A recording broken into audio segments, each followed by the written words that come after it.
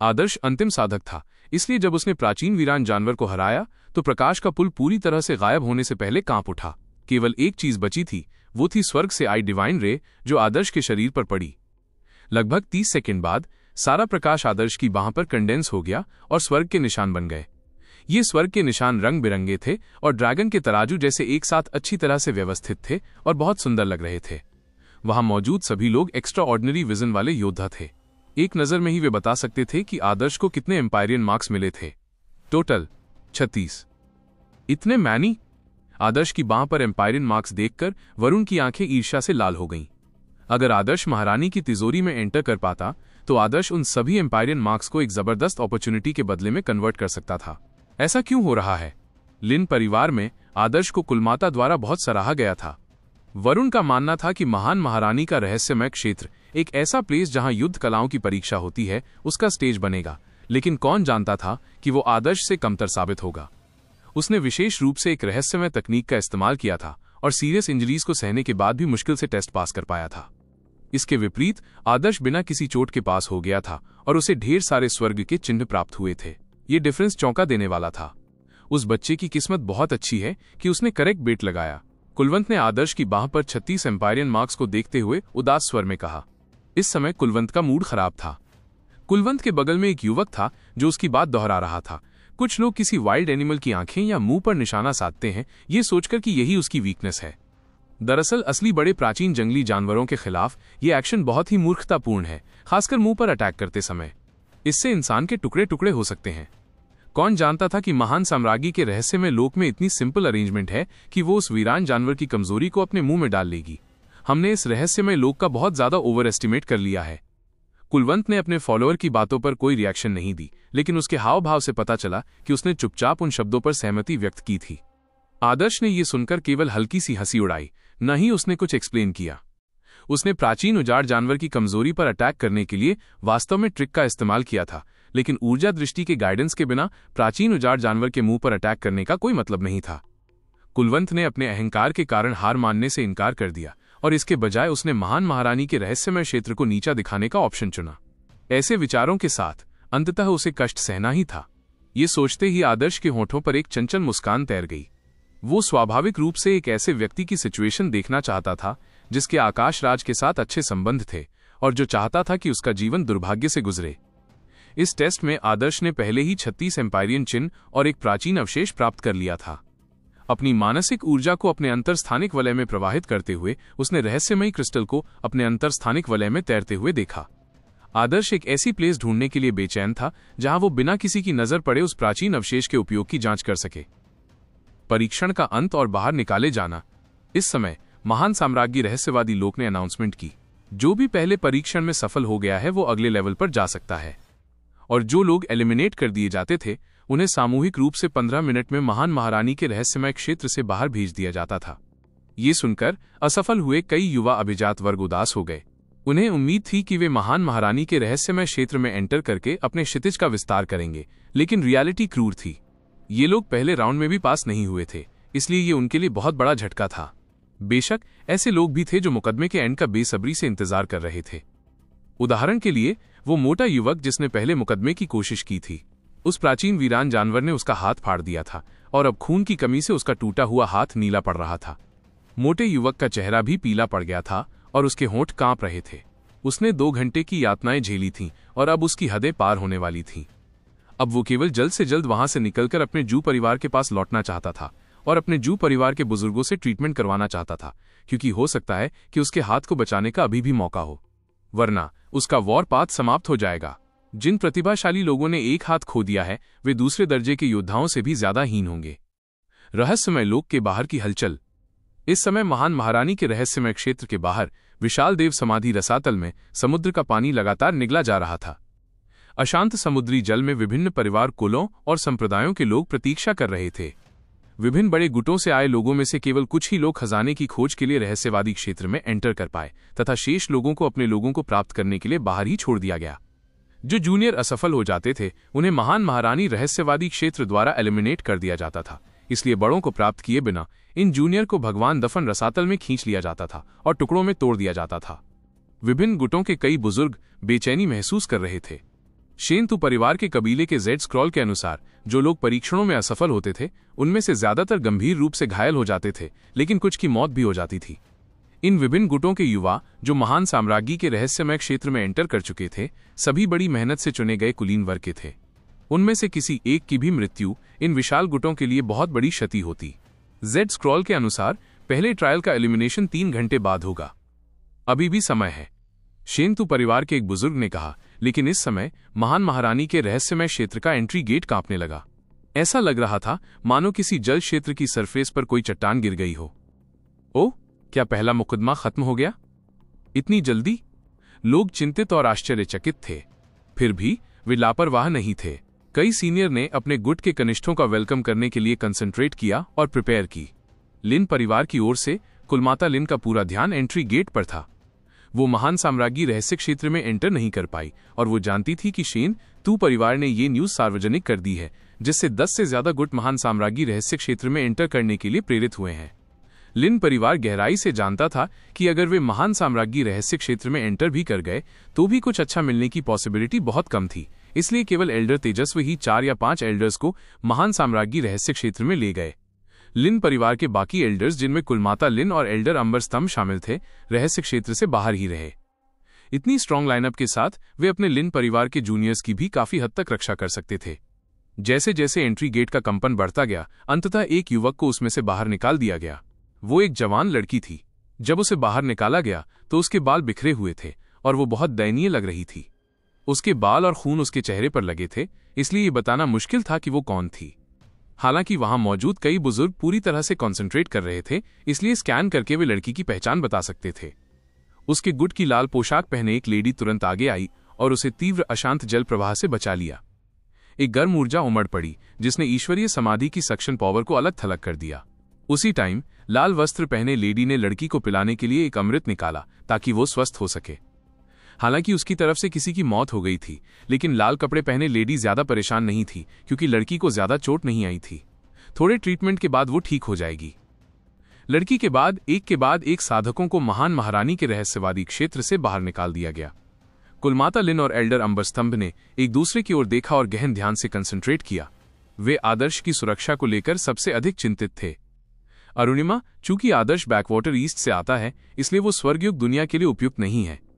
उसके पहले ही प्रयास में बाहर हो जाने की पूरी पॉसिबिलिटी है। जब वो बाहर हो जाए तो तुम्हें उसे कैच कर लेना चाहिए, जबकि मैं आसपास के वातावरण पर नजर रखने की जिम्मेदारी निभाऊंगा ताकि शेन-तू परिवार के कबीले को बिना किसी परवाह के हम पर अटैक करने से रोका जा सके। अरुणिमा एल्डर अंबर स्तंभ जिस कुलमाता लिन का उल्लेख कर रहे थे वो कुलमाता लिन थी। अरुणिमा नाम का इस्तेमाल बहुत लंबे समय से बंद था। लिन परिवार में इस नाम को पुकारने का अधिकार सिर्फ 3 बड़े बुजुर्गों को ही था। कुलमाता लिन ने सिर हिलाया। उपस्थित सभी बड़े गुटों में शेन-तू परिवार का कबीला ही एकमात्र ऐसा था जिसने अपने लोगों की अगवानी के लिए एक महापुरुष को बाहर छोड़ा था। अन्य गुटों ने अपने सबसे शक्तिशाली महापुरुषों को महान महारानी के रहस्यमय क्षेत्र में भेज दिया था ताकि उन्हें और अधिक अपॉर्चुनिटी मिल सके।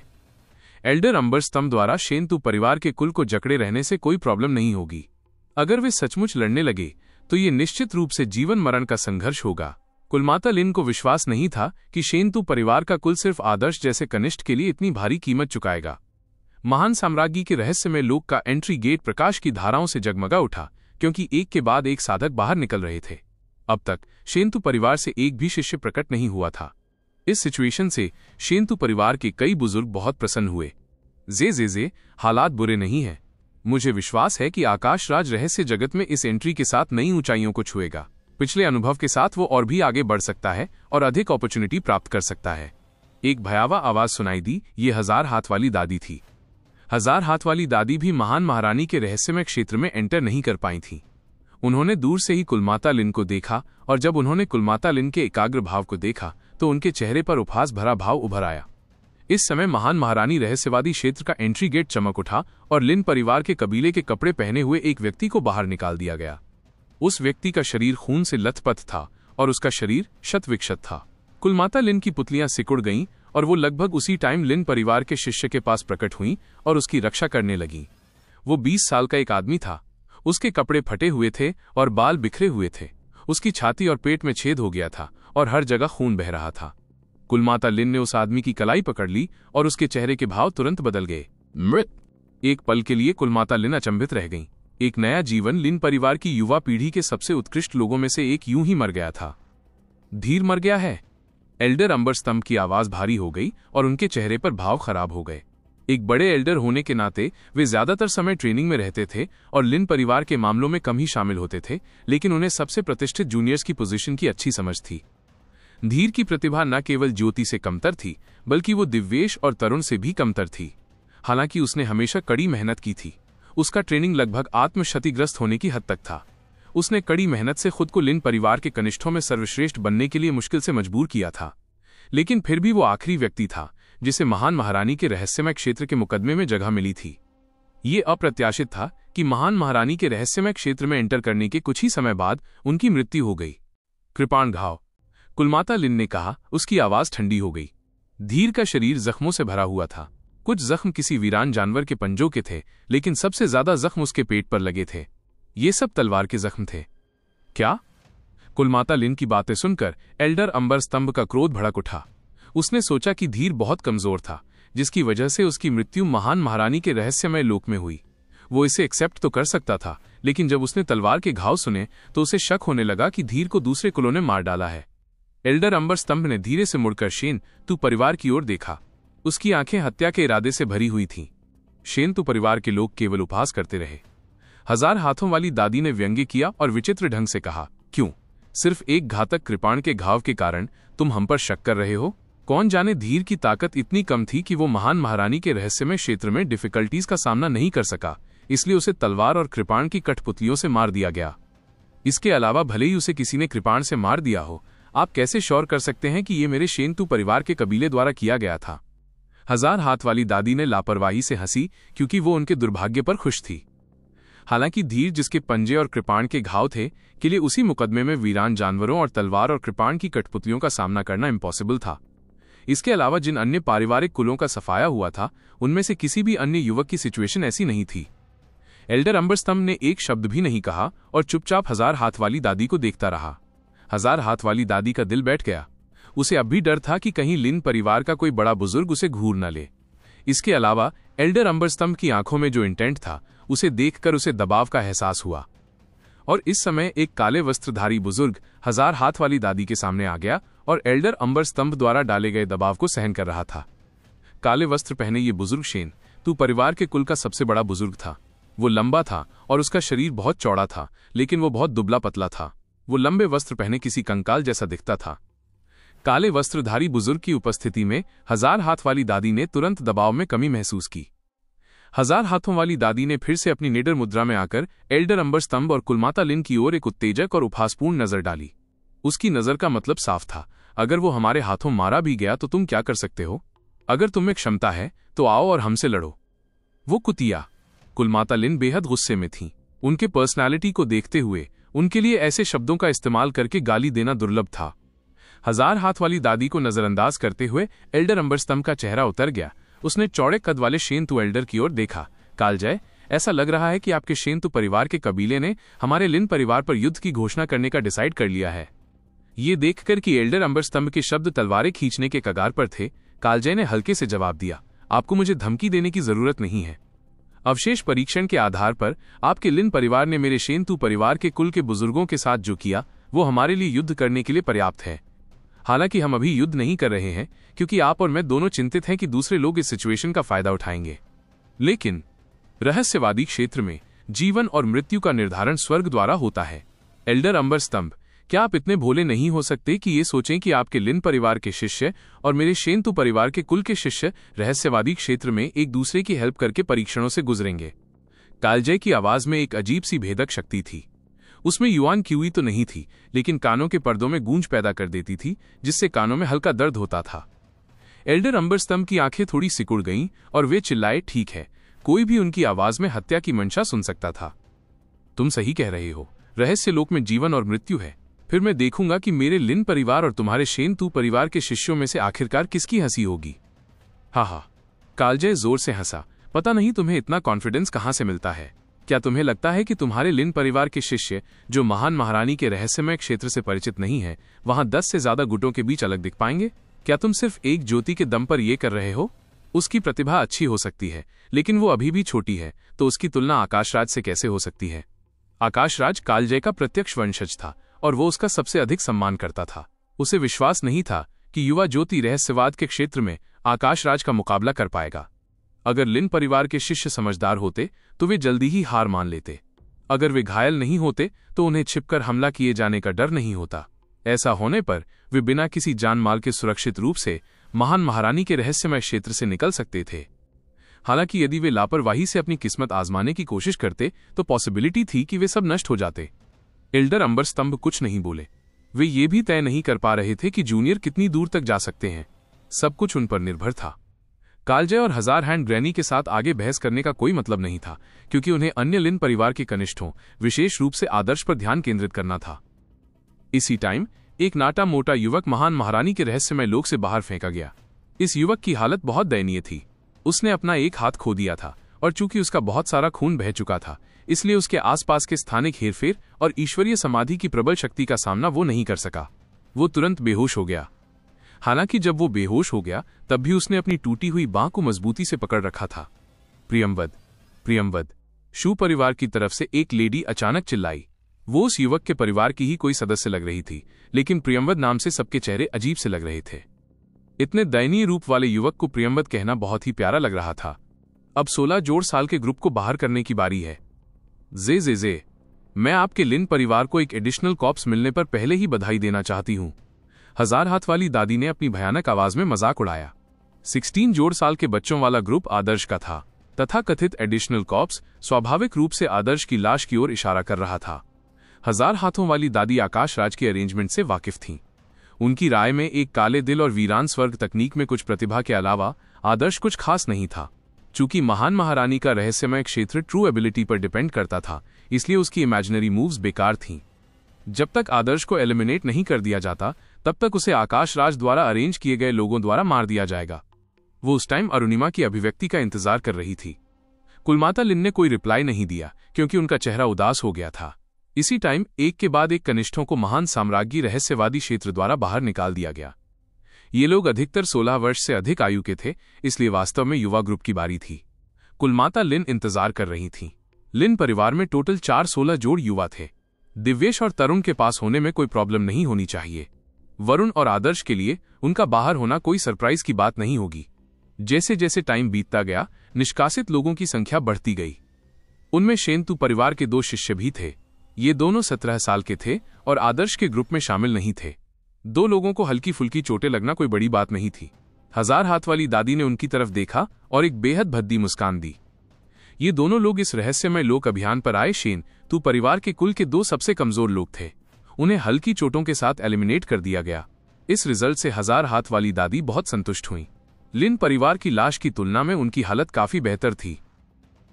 लगभग 7 मिनट बाद शेंतु परिवार के कुल से एक तीसरी सदस्य बाहर हो गई। वो एक 20 जोड़ साल की लड़की थी। हजार हाथ वाली दादी का चेहरा इस लड़की को बाहर होते देखकर थोड़ा सा तमतमा गया। इस लड़की का नाम रजत प्रभा था।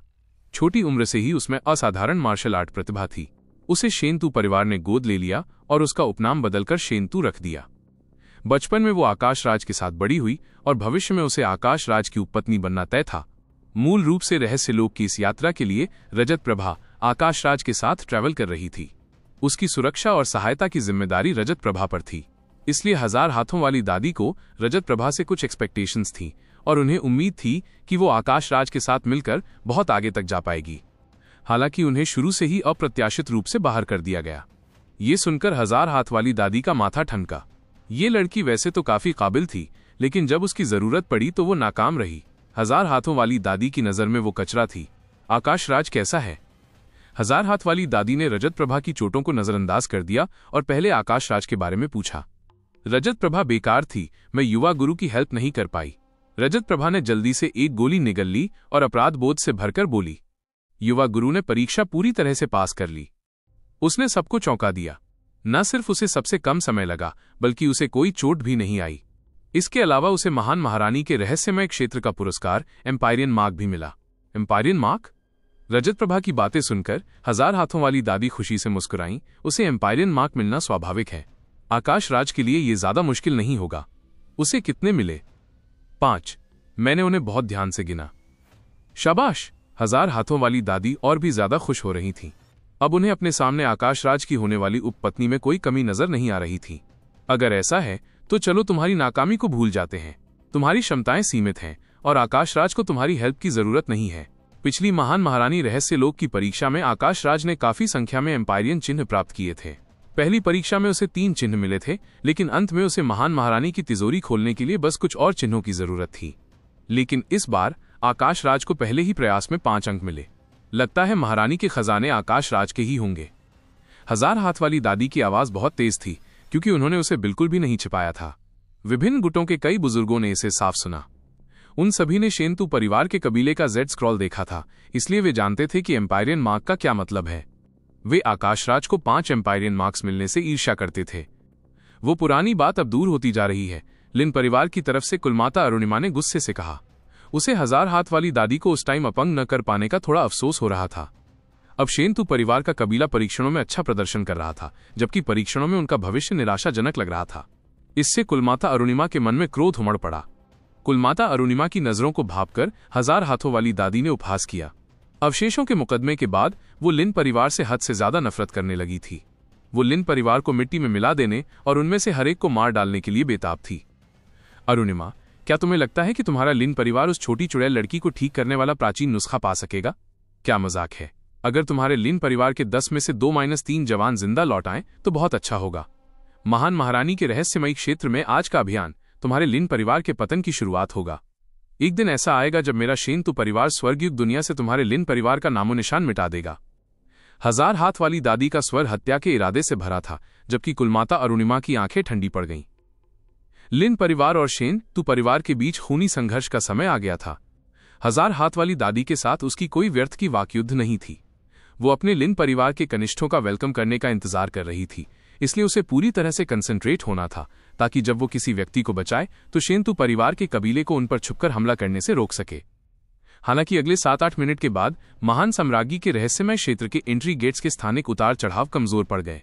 असफल हुए जूनियर्स को रहस्यमय क्षेत्र से बाहर निकाले हुए काफी समय हो गया था। ये सुनकर कुलमाता अरुणिमा को सोचने पर मजबूर होना पड़ा। चूंकि उसने वरुण या आदर्श को नहीं देखा था, तो क्या ये हो सकता है कि वे दोनों ही गुजर गए हों? कोई नहीं बचा है। शायद आदर्श बाहर नहीं आएगा। क्या ऐसा हो सकता है कि हमारे लिन परिवार का कोई जूनियर पहली सुनवाई में ही बाहर हो गया हो? लिन परिवार के 10 कनिष्ठ सदस्यों में से केवल धीर ही मारा गया था, अन्य 9 का पता नहीं चला। लिन परिवार के बुजुर्ग की नासमझी भरी सोच पर 1000 हाथों वाली दादी ने नाक भौं सिकोड़ी। चूंकि महान महारानी के रहस्यमयी साम्राज्य का खात्मा अभी पूरा नहीं हुआ था, इसलिए आदर्श को देर सबेर बेदखल होना ही था। वो आकाशराज की अरेंजमेंट्स को अच्छी तरह जानती थी। वो आदर्श की भयानक मौत का दृश्य देखने के लिए उत्सुक थी। हालांकि जैसे जैसे समय बीतता गया, रहस्यमय लोक के एंट्री गेट का स्थानिक उतार चढ़ाव धीरे धीरे शांत होता गया। किसी को भी बाहर नहीं निकाला गया। 1000 हाथ वाली दादी का बूढ़ा चेहरा भी धीरे धीरे जम गया। वे सचमुच पास हो गए। एल्डर अंबर स्तंभ और कुलमाता अरुणिमा ने एक दूसरे को देखा। वे मन ही मन बहुत खुश थे। वरुण के बारे में कहने को ज्यादा कुछ नहीं था, क्योंकि वो लिन परिवार द्वारा पाला पोसा गया एक युवा कुलीन था, इसलिए उसका अच्छा प्रदर्शन करना कोई सरप्राइज की बात नहीं थी।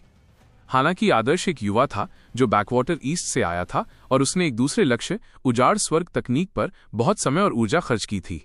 ऐसी परिस्थितियों में क्या वो वास्तव में पहली परीक्षा पास कर सकता था? ये रिजल्ट और उनकी प्रतिभा अद्भुत थी।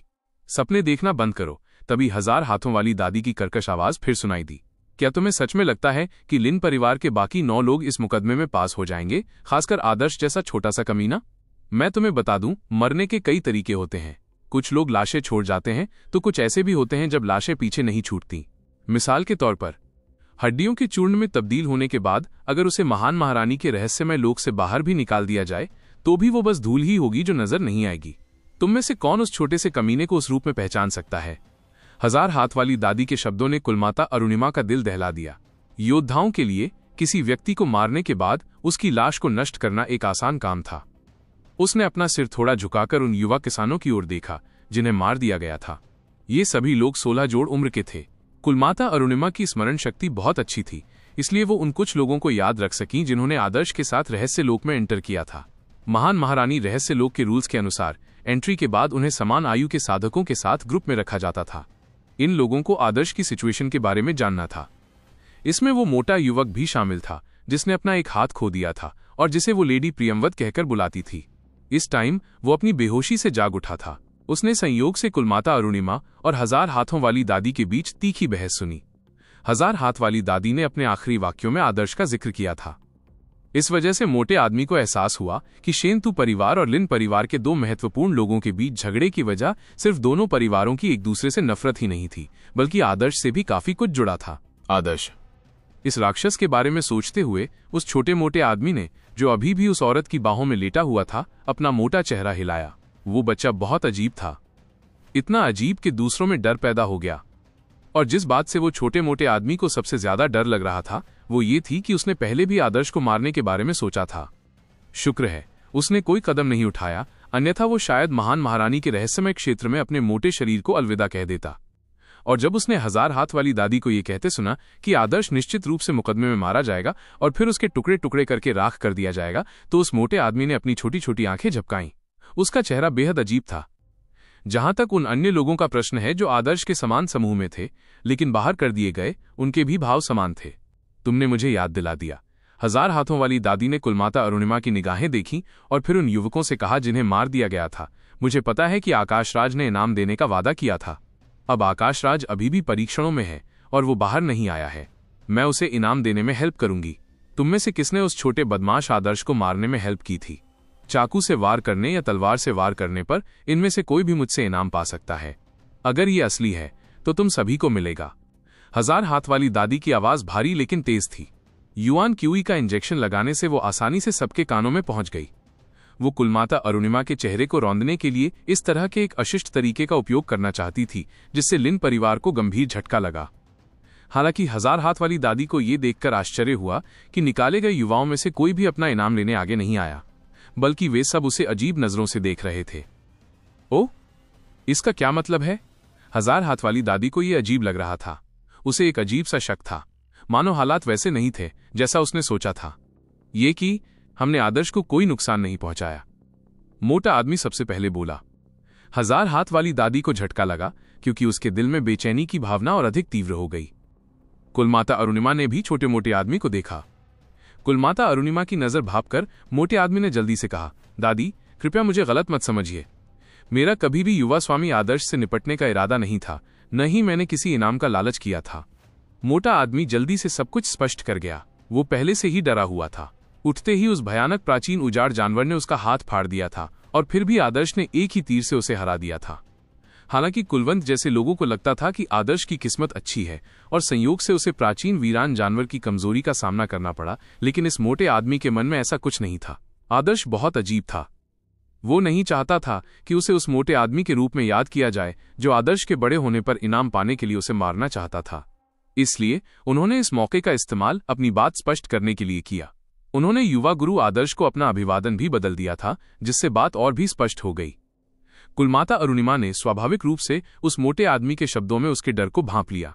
वो उत्सुक हो गई और पूछा, आदर्श को क्या हुआ? वो बिल्कुल सही निकला। न सिर्फ उसे कोई चोट नहीं आई, बल्कि उसने प्राचीन वीरान पशु रक्षक को भी मार डाला और इसी वजह से महान महारानी रहस्यवादी लोक ने उसे स्वर्ग चिन्ह से पुरस्कृत किया। मोटा आदमी थोड़ा असहाय महसूस कर रहा था। उसका हाथ कट जाने से उसकी हालत बहुत खराब हो गई थी, इसलिए स्वाभाविक रूप से उसे आदर्श की अचीवमेंट्स के बारे में बात करने में असहजता महसूस हो रही थी। एम्पायरियन मार्क। कुलमाता अरुणिमा की आंखें चमक उठीं।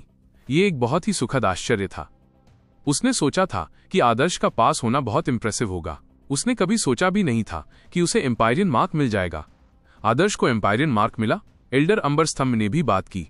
लिन परिवार के सबसे बड़े बुजुर्ग होने के नाते वो किसी ऐसे प्रतिभाशाली व्यक्ति पर ज्यादा ध्यान नहीं देते जिसने एम्पायरियन मार्क प्राप्त किया हो, लेकिन एक ऐसे व्यक्ति के लिए जो मार्शल आर्ट में एम्पायरियन मार्क प्राप्त कर सकता हो और साथ ही असाधारण उजाड़ स्वर्ग तकनीक की प्रतिभा रखता हो, ये कुछ ऐसा था जो उन्हें इम्प्रेस कर सकता था। हाँ, और उसे काफी संख्या में मिले। बोलते हुए मोटे आदमी के चेहरे पर कड़वाहट थी। कितने? कुलमाता अरुणिमा ने जल्दी से पूछा। ये मोटे ने अपना सिर खुजलाया और अनिश्चितता से कहा, यह ऐसा था, 30 से अधिक। उद्धरण चिन्ह। कितने? कुलमाता अरुणिमा पूरी तरह से स्तब्ध रह गईं। यहां तक कि एल्डर अंबर स्तंभ भी सदमे से पूरी तरह डर गए। उन्हें अपने कानों पर यकीन नहीं हो रहा था। 30 से अधिक? 1000 हाथ वाली दादी चिल्लाई, लगभग अपनी जीभ काटते हुए। लोग एक दूसरे को देखते रहे, कुछ अचंभित से। एम्पायरियन मार्क्स खास तौर पर अनमोल थे। किसी व्यक्ति के लिए 2-3 मार्क्स प्राप्त करना इंप्रेसिव होता था। अलग अलग गुटों में उनके कनिष्ठों ने भी एम्पायरियन मार्क्स प्राप्त किए थे, लेकिन उनके पास मुट्ठी भर से भी कम थे। फिर भी इस कमबख्त मोटे ने कहा कि आदर्श को 30 से ज्यादा मार्क्स मिले थे। क्या उसने सोचा था कि एम्पायरियन मार्क्स सड़कों पर खुलेआम बिकते हैं? खासकर वे जो रहस्यवादी क्षेत्र में एंटर कर चुके थे, लेकिन पहले ही दौर में असफल होकर बाहर हो गए। जब मोटे आदमी ने कहा कि आदर्श को स्वर्ग के निशान आसानी से मिल गए, तो वे इसे कैसे एक्सेप्ट कर सकते थे? छोटे मोटे कमीने, तुम क्या बकवास कर रहे हो? अरे मोटे, क्या तुम जाग गए हो? चारों तरफ से लोगों की डांट फटकार सुनाई दे रही थी। इतने सारे लोगों द्वारा पूछताछ के बाद वो छोटा मोटा पहले तो थोड़ा अचंभित हुआ, लेकिन फिर उसे गुस्सा आ गया। उसे इस बात से कोई एतराज नहीं था कि लोग उसे छोटा मोटा कहें, लेकिन उसे इस बात से नफरत थी कि लोग उसे छोटा मोटा कमीना या बहुत मोटा कहें। छोटे मोटे को गुस्सा आया और उसने तुरंत गालियां दी। अरे कमीने, क्या तुम सोचते हो कि दूसरे तुम्हारे जैसे हैं क्योंकि तुम ये नहीं कर सकते? आदर्श ने 30 से ज्यादा एम्पायरियन मार्क्स हासिल किए, मैंने ये अपनी आंखों से देखा है। छोटा मोटा आदमी बाहर कूदने को तैयार था, क्योंकि वो जानता था कि पहले राउंड में बाहर हुए सभी लोग कमजोर और बेकार थे। वो उन्हें नाराज करने से नहीं डरता था, क्योंकि उनमें से कोई भी बाकियों से ज्यादा ताकतवर नहीं था। जिन लोगों को उस छोटे से मोटे आदमी ने, जिसने अपना हाथ खो दिया था, डांटा, वे तुरंत उन बिल्लियों की तरह हो गए जिनकी पूंछ कुचल दी गई हो जब उन्होंने उसे कचरा कहते सुना। सबसे पहले बाहर होने के बाद वे पहले ही अपने आत्मसम्मान को ठेस पहुंचा चुके थे, इसलिए वे बेहद गुस्से में थे। जैसे ही बहस शुरू होने वाली थी, उस छोटे मोटे व्यक्ति के बगल में एक व्यक्ति, एक और बड़े गुट का कुलीन व्यक्ति जो उसके साथ समाप्त हो गया था, आगे आ खड़ा हुआ। एक लड़की ने कहा, ये 36 था, मैंने बहुत ध्यान से गिना, कोई गलती नहीं हुई। लड़की ने कहा, और आह भरी, मानो वो अपने और आदर्श के बीच के अंतर पर आह भर रही हो। इसके बाद कुछ युवकों ने भी इसकी पुष्टि की। कुल 8 युवक थे, सभी अलग अलग पारिवारिक कुलों और गुटों से। अब जब सभी ने पुष्टि की, तो ये कुलीन वर्ग सामूहिक रूप से गलत गिनती नहीं कर सकते थे। इसके अलावा उनका जनता के साथ मजाक करने के लिए एकजुट होने का कोई मतलब नहीं था। इस प्रकार आदर्श ने वास्तव में 36 एम्पायरियन मार्क्स प्राप्त कर लिए थे। ये जानकर सब लोग अचंभित रह गए। सब ऐसे लग रहे थे जैसे उन्होंने कोई भूत देख लिया हो, खासकर शेंतु परिवार के लोग। उनके चेहरे बेहद बदसूरत थे। संभव है? 1000 हाथ वाली दादी का चेहरा विकृत था। उसके बिखरे सफेद बाल खड़े हो गए थे और अपने कड़क दुबले शरीर के साथ वो किसी कब्र के पत्थर जैसी लग रही थी जिसमें से घास बाहर निकली हुई हो। जब उसे पता चला कि आकाश राज ने 5 स्वर्ग के निशान प्राप्त कर लिए हैं, तो उसने पहले खुद की पीठ थपथपाई थी और आदर्श की लाश की भयानक हालत देखकर भी वो बहुत खुश हुई थी। लेकिन पलक झपकते ही हकीकत ने उसे एक गहरा झटका दिया था। उसका बूढ़ा चेहरा चकनाचूर हो गया था। आदर्श मरा नहीं था और उसके नतीजों ने सबको मात दे दी थी। आकाश राज का जो नतीजा शुरू में बुरा नहीं था, वो आदर्श के नंबर के 1 अंक में भी नहीं था। उसकी सारी अंतड़ियां आपस में उलझ गईं और उसने अपने पीले दांत पीसते हुए कहा, असंभव, कोई तो वजह होगी। इस बच्चे में इतनी प्रतिभा हो ही नहीं सकती। इसने जरूर कोई रास्ता निकाला होगा। 1000 हाथ वाली दादी को पूरा यकीन था। यहां तक कि लिन परिवार के लोग भी इस बात से हैरान थे। शेंतु परिवार के बुजुर्गों की तो बात ही छोड़िए। आकाश राज स्वर्गयुग दुनिया में एक शीर्ष प्रतिभा का प्रतिनिधित्व करते थे, इसलिए अगर आदर्श की प्रतिभा भी उनके जैसी होती तो वे शायद चौंक जाते, लेकिन फिर भी इसे एक्सेप्ट कर लेते। हालांकि ये असंभव लग रहा था कि आदर्श उनके बीच इतना बड़ा अंतर छोड़ दे। जूनियर, बताओ, आदर्श ने पहली परीक्षा कैसे पास की? बोलने वाला व्यक्ति शेन, तू परिवार का सबसे बड़ा बुजुर्ग कालजय था। वो चमड़े की परत से ढके कंकाल जैसा था और उसका चेहरा उदास था। कोई नहीं समझ पा रहा था कि वो क्या सोच रहा था। कालजय के शब्दों में उसकी दृढ़ इच्छा शक्ति समाहित थी और मानो उसमें कोई जादुई शक्ति हो। उसकी आवाज सुनने वाले युवक ने आज्ञाकारी भाव से उत्तर दिया, वरिष्ठ, मामला कुछ ऐसा था। हमारी पहली चुनौती एक प्राचीन उजाड़ जानवर द्वारा संरक्षित पुल को पार करने की थी। बाकी लोग तो बस उस प्राचीन उजाड़ जानवर के हमलों से बच निकले, लेकिन आदर्श ने उस प्राचीन उजाड़ जानवर की कमजोरी पहचान ली और उसे एक ही वार में मार गिराया। उसे इसकी कमजोरी मिल गई। लोग दंग रह गए। आदर्श ने अकेले ही कमजोरी ढूंढ ली।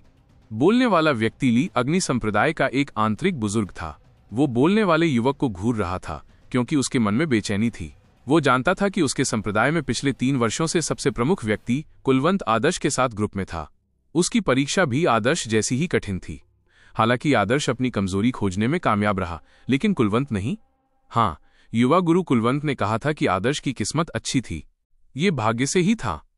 युवक ने सच कहा। भाग्य से? चूंकि उन्होंने इसे अपनी आंखों से नहीं देखा था, इसलिए उनके लिए यह कहना मुश्किल था कि क्या ये सचमुच भाग्य से हुआ था। हालांकि ये सच था कि आदर्श असाधारण था। आखिरकार ये रहस्यमय क्षेत्र प्राचीन महान महारानी द्वारा बनाया गया था, इसलिए इसमें इतनी बड़ी खामियां हो ही नहीं सकती। तो बात ऐसी ही है। हजार हाथ वाली दादी का चेहरा भयावह हो गया और वो नफरत से बोली, उस कमीने की आंखें ऊर्जा के आर पार देख सकती हैं। उसने जरूर उस प्राचीन वीरान जानवर की कमजोरी ढूंढने के लिए इसका इस्तेमाल किया होगा। आदर्श की ऊर्जा आंखें होने की बात वहां मौजूद ज्यादातर लोगों को पता नहीं थी, इसलिए जब उसने ये बात कही तो लोग हैरान रह गए। ये छोटा बदमाश चालाकी करने में माहिर है। सोचो कि उसने सचमुच कोई रास्ता निकाल ही लिया। खैर, बस इतना ही। महान महारानी के रहस्यमयी साम्राज्य में उसके लिए कोई रास्ता नहीं होगा जिसका वो पूरा फायदा उठा सके। जब सभी असफलताएं महान महारानी के रहस्यमय क्षेत्र से बाहर ले जाई गईं, तो आदर्श, कुलवंत और कंपनी के सामने असीम आकाश से प्रकाश का एक विशाल स्तंभ गिरा। ये प्रकाश स्तंभ किसी दिव्य तलवार जैसा था। इसने अनंत सफेद मैदानों को दो भागों में बांट दिया था। लोग घबरा गए। उन्होंने देखा कि सफेद अंतहीन मैदान धीरे धीरे एक दूसरे से अलग हो रहे थे, मानो किसी बड़े मंच का पर्दा खींचा जा रहा हो, और उस पर्दे के पीछे एक और बिल्कुल अलग दुनिया थी। इस दुनिया को देखकर चाहे वो आदर्श हो, कुलवंत हो, तरुण हो या वरुण, सभी युवा अभिजात वर्ग दंग रह गए। ये दुनिया खंडहर जैसी लग रही थी, विशाल थी और जमीन के ऊपर अनगिनत मलबे बिखरे पड़े थे। टूटी हुई इमारतें थीं, मरे हुए बेसहारा जानवरों की हड्डियां थीं, जादुई हथियारों और कवच के टुकड़े भी थे। सारा मलबा एक अज्ञात शक्ति द्वारा बहाकर एक भयानक तूफान में बदल गया, और मलबे के तूफान के केंद्र में एक धुंधली काली मीनार थी जो आकाश की ओर उठ रही थी। ये उस जगह से बहुत दूर थी जहां आदर्श और उसके साथी खड़े थे। ये ऊंचा मीनार किसी दिव्य स्तंभ की तरह लग रहा था जो स्वर्ग को थामे हुए हो।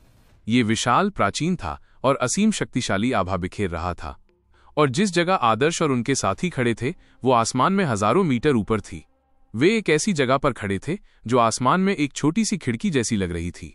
इस छोटी सी खिड़की से वे विशाल और रहस्यमयी दुनिया को देख सकते थे। और जिस चीज ने उनके दिल की धड़कन बढ़ा दी वो थी उस छोटी सी खिड़की के ठीक सामने बने 12 1-1 फुट चौड़े पुल। वे आकाश में दृष्टि की सीमा तक फैले हुए थे और विशाल मलबे के तूफान में विलीन हो रहे थे। इन पुलों का कोई सहारा नहीं था। ये आसमान में फैले इंद्रधनुष जैसे लग रहे थे। दूर दूर तक जहां भयंकर तूफान चल रहा था, पुल भी तूफान की वजह से हिल रहे थे, मानो कभी भी टूट जाएंगे। ये दृश्य देखकर लोग आश्चर्यचकित रह गए। इस दृश्य का दृश्य प्रभाव बहुत ही जबरदस्त था। कुलवंत की अभिव्यक्ति गरिमापूर्ण थी जब उन्होंने गंभीरता से कहा, मुझे लगता है कि ये रास्ता दूर स्थित टॉवर तक जाता है। कुलवंत की बातों ने सबको एक दूसरे की तरफ देखने पर मजबूर कर दिया। पुल बहुत संकरे थे और वे उस अजीब तूफान के बीच लटके हुए थे। न तो वो साफ दिखाई दे रहा था और न ही उनकी समझ उसे टटोल पा रही थी। जहां तक क्षितिज पर स्थित ऊंची मीनार का सवाल है, वो बहुत दूर थी, इसलिए ये पुल शायद उनकी कल्पना से कहीं ज्यादा लंबे थे। इस समय महान साम्राज्ञी रहस्यवादी क्षेत्र की ठंडी आवाज सभी के कानों में गूंज उठी। गॉड एडविन टावर तक पहुंचने के लिए पुल पर कदम रखें और दूसरे स्तर का परीक्षण खोलें। God Edwin tower? उस काले टावर का नाम गॉड एडविन टावर है? कुलवंत ने आंखें सिकोड़कर क्षितिज में काले टावर को देखा। ईश्वर का आगमन, एक मीनार जहां देवता प्रकट हुए। टावर के अंदर ऐसा क्या होगा कि इसका नाम ऐसा रखा गया? हालांकि पुल पार करना कोई दूसरी चुनौती नहीं थी, लेकिन दूर से भयावह तूफान को देखते हुए यह शायद आसान काम नहीं था। यदि वे पुल से फिसल गए तो कुछ भयानक घटना घट सकती है। जहां तक अपनी ताकत या जादुई वस्तुओं का इस्तेमाल करके उड़ने की बात है, तो ये नामुमकिन सा लग रहा था। वहां मौजूद सभी कुलीन लोग इस रहस्यमयी दुनिया में एक शक्तिशाली बल क्षेत्र को हल्का सा महसूस कर सकते थे। ये एक ऐसी शक्ति थी जो अंतरिक्ष को ही विकृत कर रही थी। यहां 12 पुल हैं, सब लोग एक चुनो और चलो, कुलवंत ने कहा। फिर वो उछला और एक तेज अबाबील की तरह लगभग 100 फीट ऊपर तैरता हुआ बीच में बने एक पुल पर स्थिर होकर उतरा।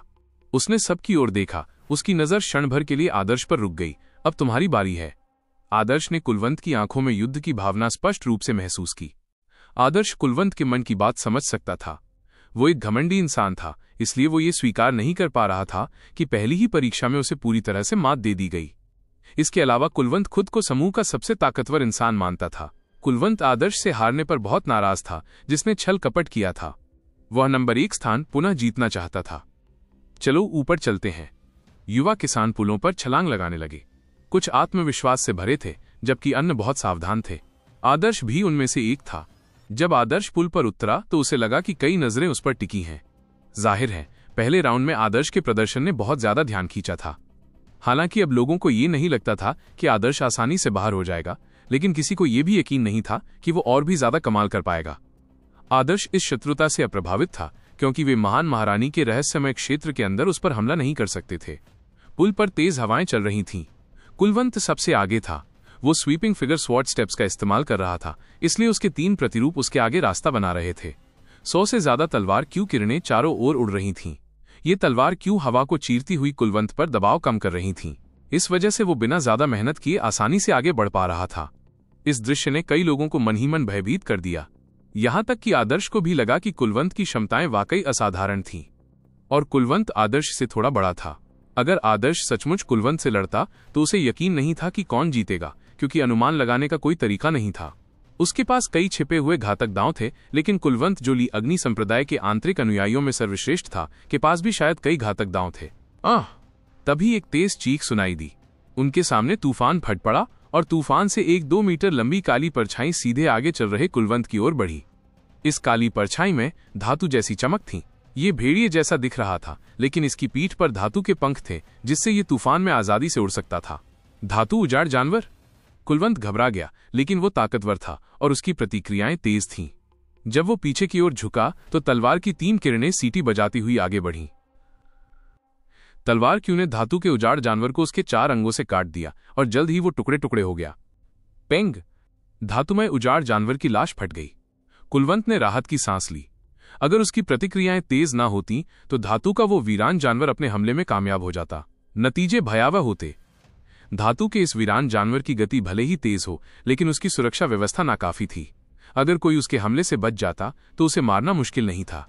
कुलवंत मन ही मन खुश हो रहा था। तभी धातु के उजाड़ जानवर के अवशेषों से एक हल्का बिंदु अलग होकर कुलवंत की बांह पर आ गिरा। कुलवंत को अपनी बांह पर बस एक चुभन महसूस हुई। वो हल्का सा बिंदु उसकी त्वचा में घुस गया और एक टैटू जैसा छोटा सा पैटर्न बन गया। ओह, ये तो... कुलवंत थोड़ा हैरान हुआ। ये क्या था? सबकी नजरें कुलवंत की बांह पर टिक गईं। शेनतु परिवार के युवाओं ने कुछ देर सोचा और फिर कहा, युवा गुरु कुलवंत, ये टैटू किसी स्वर्ग के चिन्ह का एक छोटा सा हिस्सा लग रहा है। शेनतु के शब्दों को कुलवंत की याद आ गई। उसने टैटू की तुलना अपनी बांह पर बने एक स्वर्ग के निशान से की और सचमुच उसने उस स्वर्ग के निशान पर कुछ मिलते जुलते पैटर्न देखे। कुलवंत बहुत खुश था। इसका मतलब ये हो सकता था कि हर धातुई उजाड़ जानवर को मारने पर उसे निशान का एक छोटा सा हिस्सा मिलेगा। ये हिस्से धीरे धीरे एक पूरा एम्पायरियन निशान बन जाएंगे। यदि ऐसा ही चलता रहा तो जब तक वो पर्याप्त संख्या में उजाड़ जानवरों को मारता रहेगा, वो एक नया एम्पायरियन मार्क प्राप्त कर सकता है। ऐसा लग रहा था कि महान साम्राज्य के रहस्यमय क्षेत्र में एम्पायरियन मार्क्स अर्जित करने के बहुत सारे अवसर थे। ये सोचते ही कुलवंत ने आदर्श की ओर देखा। आदर्श के पास केवल 36 एम्पायरियन मार्क्स थे, इसलिए कुलवंत को लगा कि वो अंततः आदर्श को पकड़ लेगा। तो ये पुल वास्तव में एक अवसर भी है। मुझे आश्चर्य है कि एक स्वर्ग चिन्ह पाने के लिए कितने उजाड़ जानवरों को मारना पड़ा होगा। इस छोटे से टैटू के आकार से लगता है कि इसे बनाने के लिए शायद दसियों उजाड़ जानवरों की जरूरत होगी। वहां मौजूद कुलीनों ने जल्दी से अपना विश्लेषण किया। ये स्पष्ट था कि जितना आगे होगा, एक उजाड़ जानवर से लड़ना उतना ही आसान होगा। इसका मतलब यह भी था कि ज्यादा एम्पायरियन निशान मिलेंगे, लेकिन ये ज्यादा खतरनाक भी था। अगर कोई लापरवाह होता तो पुल से गिर सकता था। निश्चित रूप से एक एम्पायरियन मार्क बनाने के लिए पर्याप्त संख्या में उजाड़ जानवरों को मारना कोई आसान काम नहीं था। स्वर्गयुग दुनिया में बहुत सारे मार्शल आर्ट्स के जादूगर हैं। अगर मैं उनके लिए नहीं लड़ूंगा तो मैं भीड़ में गायब हो जाऊंगा। मुझे जोखिम उठाना होगा। एक बड़े परिवार के एक युवक ने आगे बढ़कर कुलवंत का पीछा किया। मेरे भी यही विचार हैं। शेनतु परिवार के युवा भी हंसते हुए आगे बढ़े। उसके पीछे तरुण और दिव्येश भी साथ चल रहे थे। यहां तक कि वरुण भी कोशिश करना चाहता था। आदर्श, क्या तुम आगे जा रहे हो? तरुण ने आदर्श की ओर देखा। आदर्श मुस्कुराया और बोला, मैं पहले देखूंगा। अभी अभी जब धातु विहीन जानवर कुलवंत पर टूट पड़ा, आदर्श ने तुरंत अपनी ऊर्जा दृष्टि चालू कर दी थी। उसने धातु विहीन जानवर की शारीरिक संरचना की जांच की थी। ये कोई असली उजाड़ जानवर नहीं था, बल्कि एक धातु की कठपुतली थी। ये धातु से बनी थी, जिसका आकार प्राचीन महारानी ने अपनी व्यूह रचनाओं और ऊर्जाओं का उपयोग करके बदला था। उसके शरीर में एक अत्यंत सूक्ष्म ऊर्जा क्रिस्टल कोर था। इसकी तुलना उस प्राचीन अवशेष से नहीं की जा सकती थी जो पहले के विशाल वीरान जानवर में मौजूद था। इसके अलावा आदर्श ने यह भी जान लिया था कि धातु की कठपुतलियों में कोई कमजोरी नहीं होती। उन्हें मारने के लिए पूरी ताकत लगानी पड़ती थी। इस तरह आदर्श अब और चालाकी नहीं कर सकता था, इसलिए उसने पहले निरीक्षण करने का फैसला किया। महान साम्राज्य रहस्यवादी क्षेत्र हर पहलू पर विचार करता है। ये किसी के निर्णय की परीक्षा नहीं ले सकता। हालांकि मेरे पास बैंगनी क्रिस्टल है, फिर भी मैं महान साम्राज्य रहस्यवादी क्षेत्र की मूल विरासत प्राप्त करने के लिए, कमजोरियों का पता लगाने के लिए हमेशा उस पर निर्भर नहीं रह सकता। आदर्श ने मन ही मन सोचा। हालांकि उसने पहला परीक्षण पूरी तरह से पूरा कर लिया था, फिर भी वो भविष्य में आने वाली परिस्थितियों को लेकर बहुत गंभीर था। वो लापरवाह नहीं हो सकता था। उसे सिचुएशन का सावधानीपूर्वक विश्लेषण करना था ताकि खतरों से भरे महान महारानी के रहस्यमय क्षेत्र के बीच से महान महारानी के मकबरे तक पहुंचने का रास्ता ढूंढ सके। ये सोचकर आदर्श की गति स्वाभाविक रूप से धीमी हो गई। इसके विपरीत वरुण सहित कई युवा खिलाड़ी आगे बढ़ चुके थे। आदर्श, तुम्हारा भाग्य हमेशा अच्छा नहीं रहेगा। आदर्श को आगे बढ़ने का इरादा न देखते देख वरुण ने तिरस्कार भरी हंसी दी। फिर वो मलबे के तूफान में कूद पड़ा। आदर्श ने बिना किसी भाव के वरुण की पीठ की ओर देखा। प्राचीन महान महारानी कैसी थीं? उनके द्वारा रचित रहस्यमयी क्षेत्र में महान पुरस्कार पाने के लिए पर्याप्त कीमत चुकानी पड़ती थी। ये निश्चित रूप से आसानी से मिलने वाले लाभों से भरी जगह नहीं थी। कुलवंत बेहद शक्तिशाली था। वो आगे की ओर तेजी से बढ़ रहा था और उसने अपनी तलवार म्यान में निकाल ली थी। वो अपनी स्वीपिंग फिगर स्वॉर्ड स्टेप्स का पूरा इस्तेमाल कर रहा था, इसलिए उसके सामने 36 तलवार क्यों अवतार थे। हर जगह जहां से अवतार गुजरते थे, तलवार क्यों चमकती हुई गुजरती थी। पेंग। कुलवंत की तलवार क्यूई ने एक अन्य धातु के उजाड़ जानवर को मारा और वो फट गया। धातुमय उजाड़ जानवर के मरने के बाद उसने एक ऊर्जा टैटू बनाया जो कुलवंत की बाह पर खुद ही उकेर दिया। कुलवंत ने गहरी सांस ली। उसकी आंखों में अब कोई खुशी नहीं थी। पूरे एम्पायरियन मार्क की तुलना में अब तक उसके द्वारा बनाए गए 2 टैटू मिलकर भी उससे कहीं ज्यादा थे। इस तरह एक पूरा एम्पायरियन मार्क बनाने के लिए उसे लगभग 30-40 धातु विहीन जानवरों को मारना पड़ा। इसमें बड़ी मात्रा में युआन क्यूई खर्च होती और जब वो थक जाता तो शायद 2 एम्पायरियन मार्क भी नहीं बना पाता। ये काम नहीं हो सका। कुलवंत की हालत बेहतर मानी जा रही थी। कुलवंत के पीछे पहले से ही लोग आगे बढ़ने के लिए संघर्ष कर रहे थे। तूफान का विरोध करना आसान नहीं था, इसलिए तूफान में धातु के उजाड़ जानवरों से लड़ना और भी मुश्किल था। अगर वे सावधान न रहे तो पुल से गिर सकते थे। वाह! तूफान गरजता गया और भी तेज होता गया। लोग तूफान के केंद्र की ओर पहुंच रहे थे। और भी ज्यादा बेसहारा जानवर यहां आ पहुंचे। गर्जन! एक जानवर की दहाड़ बिजली की तरह गूंजी। एक तरफ का पुल जोर से हिल रहा था, मानो अभी पूरी तरह से टूट जाएगा। इस पुल पर एक युवक चिल्लाया क्योंकि उसके शरीर पर जबरदस्त प्रहार हुआ था। वो है? लोगों की पुतलियां सिकुड़ गईं। उन्होंने देखा कि एक विशाल चील जिसकी लंबाई 100 फुट से भी ज्यादा थी, अपने पंख फड़फड़ा रही थी और उस युवक को उड़ा रही थी। चील के पंख चाकू जैसे तीखे थे। युवक का शरीर खून से लथपथ था, जिससे आसमान लाल हो गया था। ये बहुत ही भयावह था। युवक चीखा, लेकिन उसका शरीर तूफान के कोलाहल में फंस गया था। वो डोर से कटी पतंग की तरह था। तूफान ने उसकी आवाज को टुकड़े टुकड़े कर दिया था और वो रुक रुक कर बोल रही थी। वो मर गया? लोग एक दूसरे को देखने लगे। उन्हें नहीं पता था कि उस युवक का क्या अंजाम होगा, लेकिन उन्हें एक सिहरन सी महसूस हुई। और इस क्षण उस विशाल चील ने युवक को उड़ाने के बाद किसी और पर हमला नहीं किया। उसने अपने पंख फड़फड़ाए और उड़ गया। भयानक! लोगों ने मन ही मन राहत की सांस ली। वे अभी भी सदमे में थे। उस दर्जे का एक बेसहारा जानवर उनके बस की बात नहीं थी। तूफान के केंद्र के आसपास के क्षेत्र में सिर्फ धातु के भेड़ियों जैसे वीरान जानवर ही नहीं थे। वहां कई तरह के वीरान जानवर थे जिनके आकार और ताकत अलग अलग थी। कुछ उजाड़ जानवर युवकों पर हमला करने की पहल नहीं करते, लेकिन अगर कोई अनजाने में उन्हें उकसा दे तो उसका अंजाम उस युवक जैसा होगा जो बाज के हाथों मारा गया था।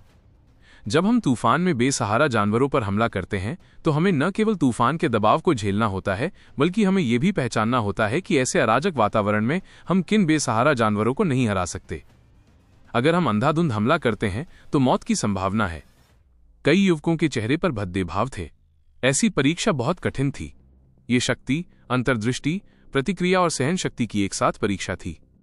लोगों को सबसे ज्यादा अचंभित करने वाली बात यह थी कि महान साम्राज्ञी रहस्यवादी जगत के अनुसार ये कोई परीक्षण भी नहीं था।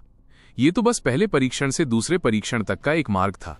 ये मार्ग पहले से ही इतना कठिन था। कई लोगों ने अपनी भुजाओं पर बने उन एम्पायरियन मार्क्स को देखा जिनका अभी 5वां भाग भी नहीं बना था, और उनका मन पीछे हटने का हुआ। महान साम्राज्ञी के रहस्यमय क्षेत्र में एक भी एम्पायरियन मार्क प्राप्त करना बहुत कठिन था। इससे पहले उनके जो विचार थे वे बहुत भोले थे।